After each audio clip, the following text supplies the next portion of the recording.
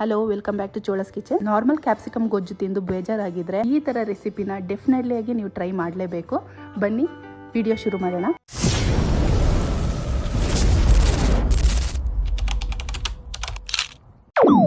First ನಾವು ಈ capsicum ಗೊಜ್ಜು ಮಾಡೋದಕ್ಕೆ ಒಂದು ಒಳ್ಳೆ ಮ್ಯಾರಿನೇಷನ್ ಮಾಡ್ಕೊಳ್ಳೋಣ.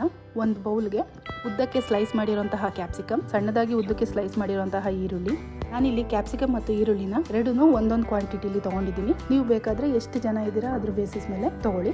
ಸ್ವಲ್ಪ ಖಾರಕ್ಕೆ ನಾನು ಒಂದೇ ಒಂದು ಮೆಣಸಿನ್ಕಾಯಿನ ಸ್ಲೈಸ್ ಮಾಡಿ ಹಾಕೊತಿದ್ದೀನಿ. ಉಪ್ಪು ಅರ್ಧ ಟೇಬಲ್ ಸ್ಪೂನ್ ಹಾಕೊಳ್ತಿದ್ದೀನಿ.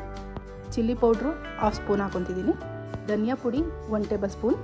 ಅರಿಶಿಣದ ಪುಡಿ ಅರ್ಧ ಟೇಬಲ್ ಸ್ಪೂನ್. ಸೊ ಇಷ್ಟನ್ನು ನಾವು ಚೆನ್ನಾಗಿ ಮಿಕ್ಸ್ ಮಾಡ್ಕೊಳ್ಳೋಣ.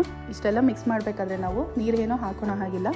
ಈರುಳ್ಳಿಲೇ ನೀರಿರುತ್ತೆ, ಅದು ಸ್ವಲ್ಪ ನೀರು ಬಿಟ್ಕೊಳ್ಳುತ್ತೆ. ಇದನ್ನು ನಾವು ಒಂದು 10 ಮಿನಿಟ್ಸ್ ಮ್ಯಾರಿನೇಟ್ ಆಗೋದಕ್ಕೆ ಬಿಡೋಣ. ಅಷ್ಟರಲ್ಲಿ ನಾನು ಒಂದು ಒಲೆ ಮೇಲೆ ಒಂದು ಪ್ಯಾನ್ ತೊಗೊಂಡು ಅದ್ರಲ್ಲಿ ಸ್ವಲ್ಪ ಆಯಿಲ್ ಹಾಕೊಳ್ತಿದ್ದೀನಿ. ಅದು ಬಿಸಿ ಆದಮೇಲೆ ಇದಕ್ಕೆ 1 ಟೇಬಲ್ ಸ್ಪೂನ್ ಬೆಳ್ಳುಳ್ಳಿ 4ನ ಕ್ರಷ್ ಮಾಡಿ ಹಾಕೊಳ್ತಿದ್ದೀನಿ.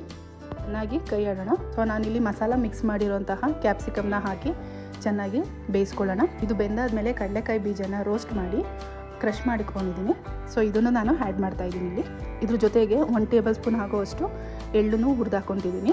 ಆಮೇಲೆ 1 ಟೇಬಲ್ ಸ್ಪೂನಷ್ಟು ಗ್ರಾಮ್ ಫ್ಲೋರ್ ಹಾಕೊಳ್ತಿದ್ದೀನಿ. ಇವಾಗ ಚೆನ್ನಾಗಿ ಒಂದು ಮಿಕ್ಸ್ ಮಾಡೋಣ. ಸೊ ಇದು ಚೆನ್ನಾಗಿ ಮಿಕ್ಸ್ ಆಗಿದೆ. ಇದನ್ನು ನಾವು ಒಂದು 10 ಮಿನಿಟ್ಸ್ ಮೀನ್ಸ್ ಕಂಪ್ಲೀಟಾಗಿ ಕೂಲ್ ಆಗೋದಕ್ಕೆ ಬಿಡೋಣ.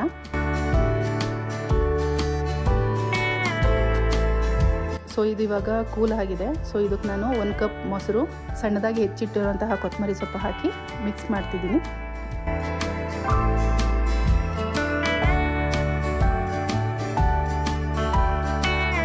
ಸೊ ಈ ದಹಿ ಸಿಮ್ಲಾ ಮಿರ್ಚಿ ರೆಡಿ ಆಯಿತು. ಇದು ದೋಸೆಗೆ, ರೊಟ್ಟಿಗೆ, ಚಪಾತಿಗೆ, ಪರೋಟಾಗೆ ಸೈಡ್ ಡಿಶ್ ಆಗಿ ತಿನ್ನೋದಕ್ಕೆ ತುಂಬಾ ಚೆನ್ನಾಗಿರುತ್ತೆ. ರುಚಿನೂ ಅಷ್ಟೇ ಅದ್ಭುತವಾಗಿರುತ್ತೆ. ಪನ್ನೀರ್ನು ಗ್ರೇಟ್ ಮಾಡಿ ಹಾಕೊಬೋದು, ಅದು ಪ್ಯೂರ್ಲಿ ಆಪ್ಷನಲ್ಲ. ನೋಡಿದ್ರ ಫ್ರೆಂಡ್, ಈ ರೆಸಿಪಿ ನಿಮಗೆ ಇಷ್ಟ ಆಗಿದ್ರೆ ಈ ವಿಡಿಯೋಗೆ ಲೈಕ್ ಮಾಡಿ, ಹಾಗೆ ನಮ್ಮ ಚಾನಲ್ನ ಸಬ್ಸ್ಕ್ರೈಬ್ ಮಾಡೋದನ್ನ ಮರಿಬೇಡಿ. ನೆಕ್ಸ್ಟ್ ವಿಡಿಯೋದಲ್ಲಿ ಮತ್ತೆ ಸಿಗ್ತೀನಿ. ಅಂಟಿಲ್ ದೆನ್ ಟೇಕ್ ಕೇರ್, ಬಾಯ್.